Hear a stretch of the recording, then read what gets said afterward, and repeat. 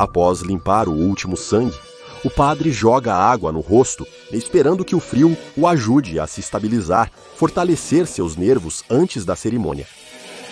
Ele realizou dezenas, até centenas, conhece a ordem do serviço de um casamento católico de cor. Isso foi até que o encontrou. O devorador de fé, ele o chama. Quando ele aparece pela primeira vez, ou melhor, sua voz aparece, o padre cai em seu truque. Ele acredita que é a voz de Deus falando, descendo dos céus para oferecer sabedoria divina. Mas quanto mais coisas estranhas a voz manda o padre fazer, mais ele começa a se perguntar. Então começa a lhe dizer sobre os casamentos, o que fazer, a quem aceitar, quantos precisa e onde esperar o prenúncio.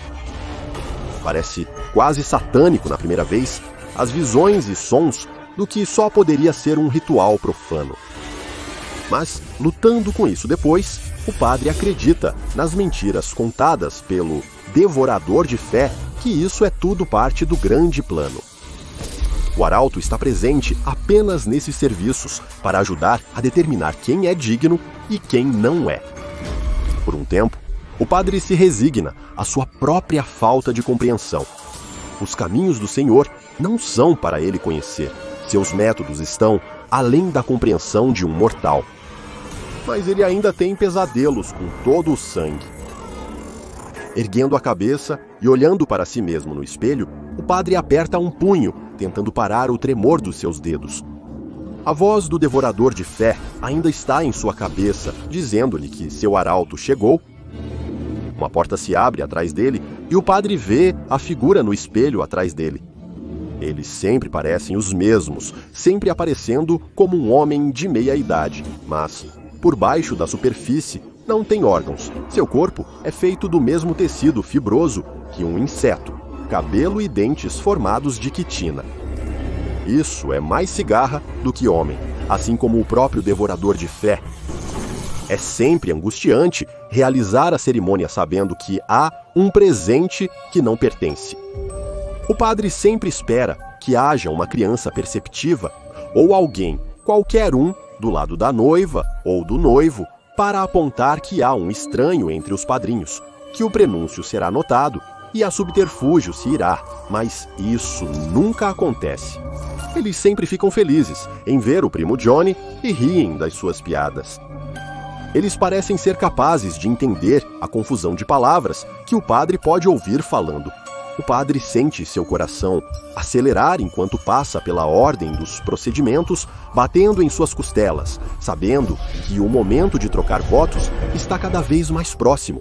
O casal feliz recita suas belas palavras e trocam seus anéis e uma onda atinge o estômago do padre. O prenúncio primo Johnny, como eles o conhecem, avança com vários alicates em suas mãos, apenas como na vez anterior. Ele passa eles entre os outros padrinhos, entre os quais ele estava escondido, e as madrinhas, obrigando-os a começar a arrancar seus dentes, um por um. Não há gritos, nem sinais de dor, apenas copiosas quantidades de sangue, jorrando das feridas em suas bocas. Enquanto o arauto recolhe os dentes removidos e sangrentos e os apresenta à noiva e ao noivo, os recém-casados começam a comer. O estalo do próprio esmalte, ossos da mandíbula quebrando, é nauseante, fazendo o padre desviar o olhar e olhar para cima a cada vez. Às vezes, ele reza ao verdadeiro Deus, não ao devorador de fé, para que o pesadelo acabe. Outras vezes, ele apenas encara as vigas da igreja. Desta vez, ele vê algo escondido entre as antigas madeiras acima, o único outro testemunho da cerimônia objetável abaixo, um ninho de cigarras. De todas as áreas da vida pública que a Fundação SCP mantém sob vigilância, pode-se não esperar que o mundo da odontologia seja o que justifica tanta observação.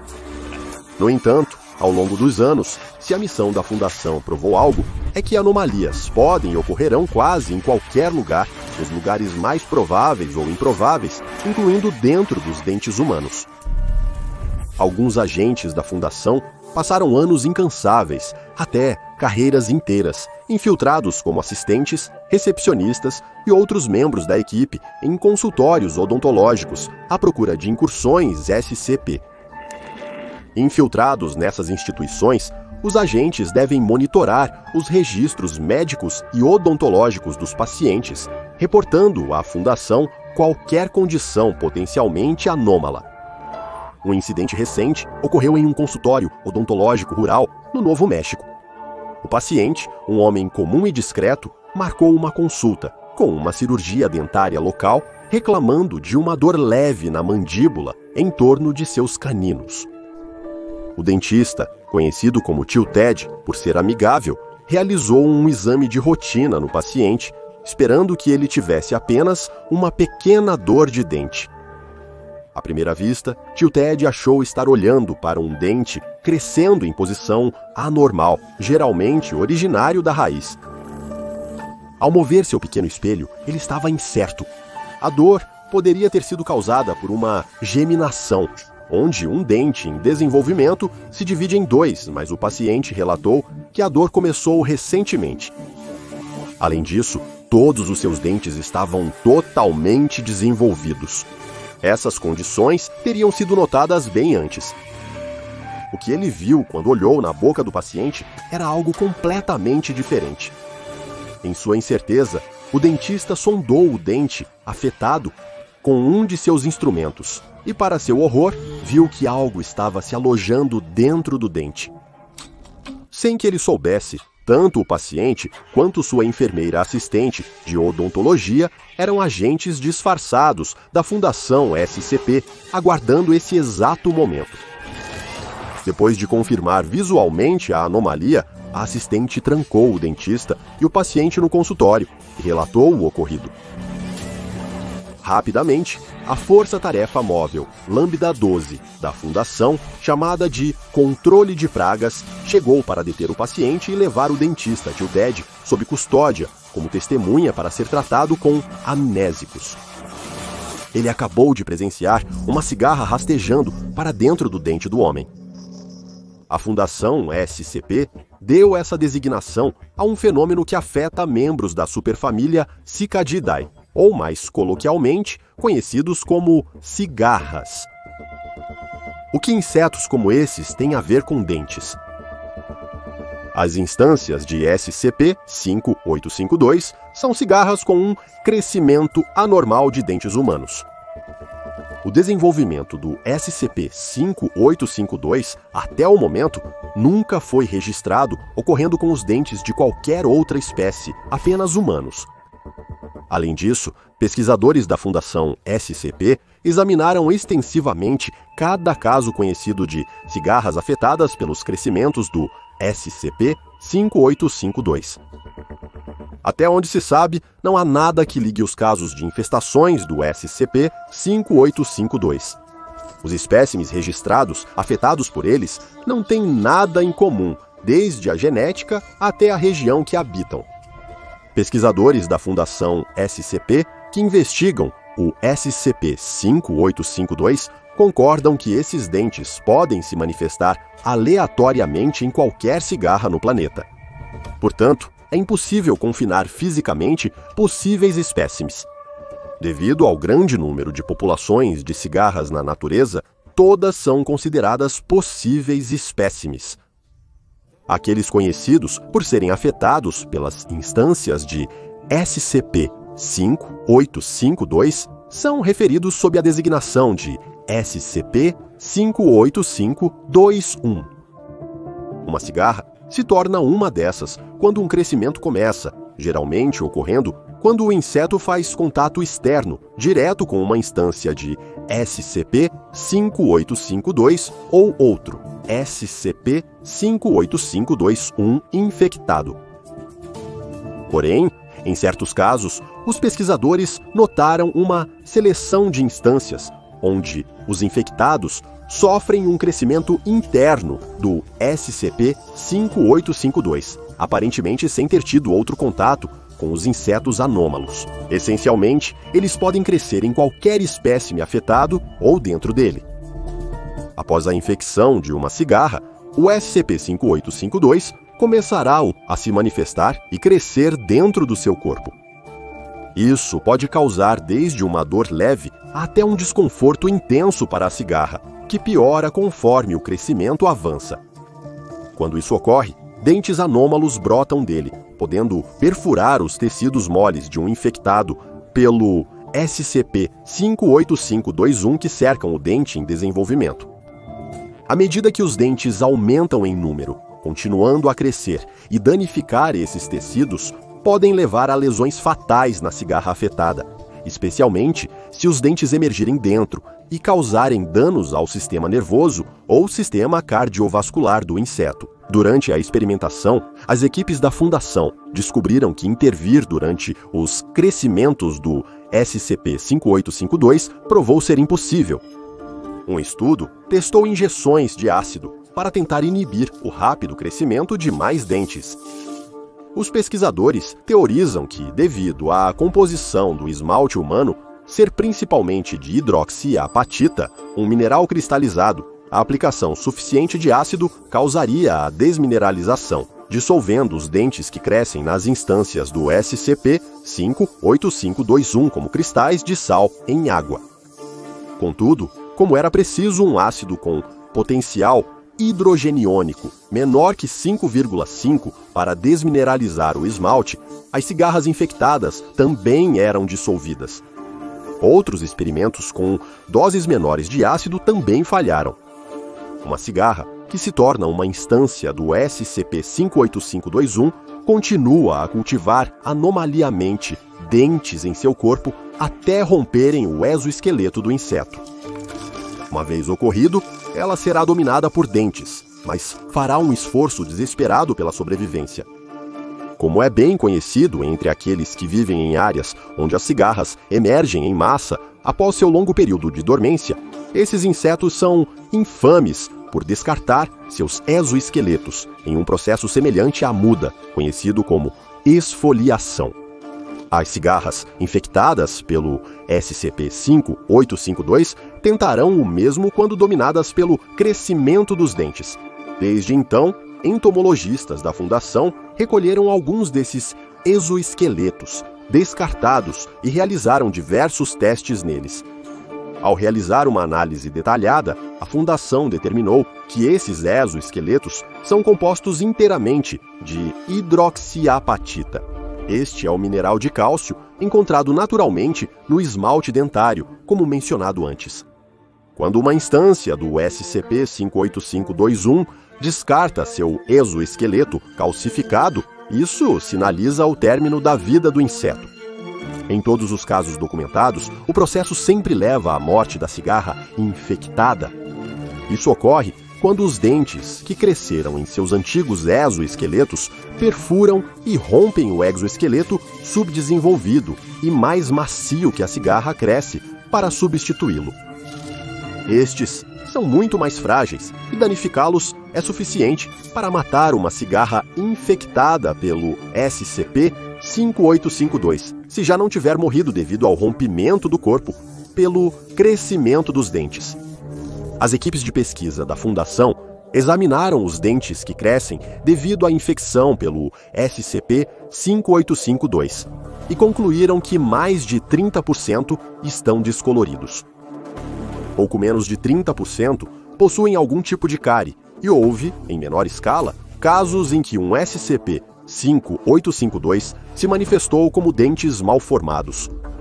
Alguns desses foram observados contendo teratomas, uma forma rara de célula germinativa que pode criar tumores em tecidos totalmente formados, incluindo nos dentes. Percentagens menores dos dentes que se desenvolvem em instâncias de SCP-58521 são macrodontia, dentes maiores ou menores que a média. Enquanto isso, poucos outros cresceram como dentes germinados, dividindo-se em dois, ou etópicos, formando em posições anormais ou em ângulos incomuns. Alguns pesquisadores da Fundação apontaram que um dente crescendo de uma cigarra poderia facilmente ser considerado um lugar anormal para os dentes se desenvolverem. O mais estranho é que 1,45% dos dentes do SCP-5852, que crescem de cigarras infectadas, apresentam condições semelhantes a dentes que passaram por restauração dental ou reparo cosmético. Como isso ocorre sem a ajuda de um dentista treinado, ainda é incerto e uma questão que confunde os pesquisadores da Fundação. A natureza disseminada do SCP-5852 tornou difícil, se não impossível, para a Fundação contê-lo. A própria Fundação experimentou diretamente surtos do SCP-5852. Em 21 de julho de 2012, ocorreu o primeiro registro do SCP-5852, que normalmente afeta apenas cigarras, afetando humanos. No dia em questão, o pesquisador sênior da Fundação no Local 20 e um líder da equipe que lida com a experimentação com espécimes SCP-58521, Dr. Charles Greaves, solicitaria um exame médico com um médico no local. Ele reclamou de uma leve dor de dente que parecia afetar seus caninos, cuja gravidade estava prejudicando sua concentração e desempenho no trabalho na Fundação. Logo, seu pedido de exame foi aprovado e encaminhado ao consultório médico do Local 20 e para tratamento. O médico da Fundação, para aliviar a dor de dente do Dr. Greaves, removeu completamente os dentes afetados. Isso não foi muito mais do que realizar uma extração rotineira e arrancar os caninos do pesquisador. Mas depois, para o horror tanto de Greaves quanto do homem agora olhando para seu dente removido, havia algo vivo dentro dele. Várias instâncias juvenis e em desenvolvimento de Magicicada casiniae, referidas coloquialmente e entre entomologistas como a cigarra de 17 anos ou cigarra periódica anã, de alguma forma cavaram seu caminho para os dentes do Dr. Greaves. O Local 20 e foi colocado em bloqueio total, enquanto a Fundação investigava como essas cigarras haviam entrado nos dentes de alguém. Para avaliar o quão generalizado foi o incidente anômalo, foi solicitado a cada membro da equipe que se submetesse a um exame de dentes obrigatório. Após horas, descobriu-se que todos os membros da equipe do Local 20 e designados para pesquisar o SCP-5852 tinham numerosas cigarras cavando em seus dentes. A verificação dos registros de trabalho indicou uma violação que arriscava a propagação desta infecção. Um guarda da Fundação recebeu licença não remunerada por apresentar sintomas similares aos do Dr. Greaves, tendo relatado dor de dente dias antes do pesquisador sênior. Diferente de Greaves, o guarda não teve exame no local, sendo obrigado a consultar um dentista local e impedido de retornar ao trabalho até que sua dor de dente fosse resolvida. O referido dentista civil, Theodore Ted Robinson, posteriormente testemunhou uma cigarra perfurando o dente do guarda durante o procedimento. Outro agente da Fundação, disfarçado de assistente de dentista durante o check-up do guarda, conseguiu contatar a organização para obter reforços. O guarda de segurança ofensor foi demitido e recebeu uma indenização sem pagamento. Enquanto isso, em sua ausência, o pequeno consultório do Sr. Robinson foi obrigado a fechar as portas de vez.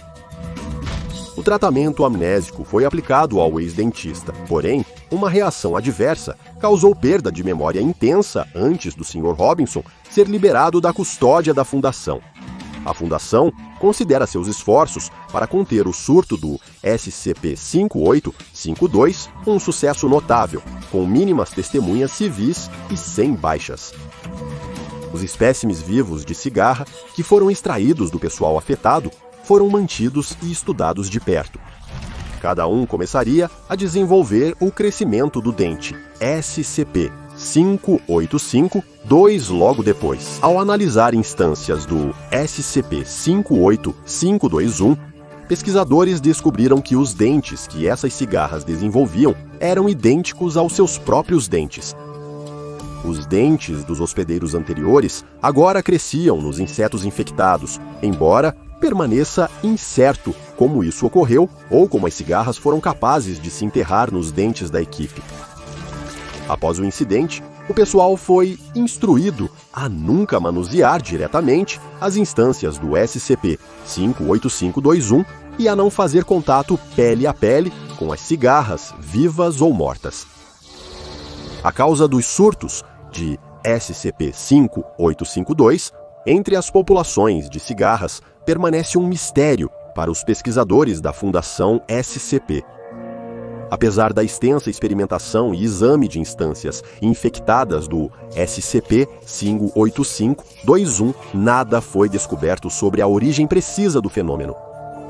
Como o arremesso de dentes pode ocorrer aleatoriamente entre as populações de cigarras, dificultando a contenção do SCP-5852, a Fundação foi forçada a criar procedimentos alternativos para minimizar a consciência pública sobre o SCP-5852. Uma história de cobertura foi criada e disseminada para os civis através da mídia local e nacional.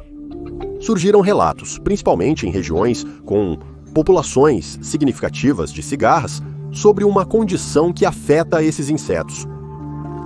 Isso foi chamado de doença do crescimento tumoral, explicando plausivelmente os crescimentos dentados que afetam as populações de cigarras. Mais tarde, essa história de cobertura foi ainda mais promovida por especialistas em entomologia alinhados à Fundação, promovendo ainda mais a noção de que as cigarras afligidas pela doença do crescimento tumoral poderiam espalhar uma forma de sarna, uma doença de pele normalmente causada por ácaros e vista em cães, mas que também pode resultar em erupções cutâneas e irritação em humanos, bem como o risco de infecções secundárias. As histórias de cobertura para explicar as cigarras cheias de dentes ao público têm, em grande parte, feito com que os civis as evitem quando elas não estão mais dormentes. Isso também levou a maioria dos civis a evitar qualquer contato com os cadáveres ou exoesqueletos descartados dos insetos por preocupações com a fictícia sarna de cigarra. Não foram notados mais incidentes de cigarras se enterrando nos dentes, como o que ocorreu no local 20 e 1, dado a sua propensão para rastrear, conter e, quando necessário, exterminar organismos anômalos como insetos e vermes. A Força-Tarefa Móvel Lambda 12 foi designada como a equipe de primeira resposta aos surtos de SCP-5852. Se cigarras infectadas forem encontradas na natureza, o controle de pragas é acionado para garantir sua segurança e devolvê-las ao Departamento de Entomologia do local 20 e 1. Até agora, poucos na Fundação questionaram por que o SCP-5852 afeta especificamente insetos da superfamília Cicadidae e nenhum outro grupo entomológico, ou porque certas outras anomalias também parecem girar em torno das cigarras. Wolfie Dalebro, assistente de pesquisa, levantou a questão em um fórum online dos Gamers Against Weed, um coletivo conhecido por criar anomalias para seu próprio divertimento. Wolfie destacou em sua postagem que parecia haver um link tangencial entre o SCP-5852 e o SCP-2852, conhecido coloquialmente como Primo Johnny. O SCP-2852 é conhecido por aparecer em funções religiosas católicas e anglicanas, especialmente em batismos, casamentos e funerais. Aparições do SCP-285 geralmente resultam em cerimônias tomando um rumo perturbador e violento, que parecem estar conectadas a cigarras de alguma forma. Casamentos afetados pelo SCP-2852 são chamados pela Fundação de Eventos de Nível Branco. Wolfie Dalebro descobriu que um desses ocorreu no local onde o SCP-5852 foi descoberto inicialmente. A Igreja Memorial Templeton, em Templeton, West Virginia, foi o local de um evento de nível branco anos antes da descoberta. Um ninho de cigarras infectadas com crescimentos anômalos. Os primeiros registros do SCP-58521 foram encontradas no telhado da Igreja Memorial Templeton por agentes da Fundação após um desastroso casamento visitado pelo primo Johnny. Não está claro se este ninho de insetos estava presente durante o evento de nível branco e se o SCP-5852 foi, de alguma forma, o resultado da presença do SCP-5852. O assistente de pesquisa Wolf Deilebru foi removido de sua posição na Fundação após postular uma conexão entre o SCP-5852 e o SCP-2852. Em 2021, descobriu-se que ele estava se envolvendo com um fórum ligado ao grupo Gamers Against Weed. Eles foram administrados amnésicos após sua subsequente demissão. Não está claro se o assistente de pesquisa aprendeu a conexão entre o SCP-5852 e Imago. Visite o Patreon do Dr. Bob e seja um pesquisador júnior hoje.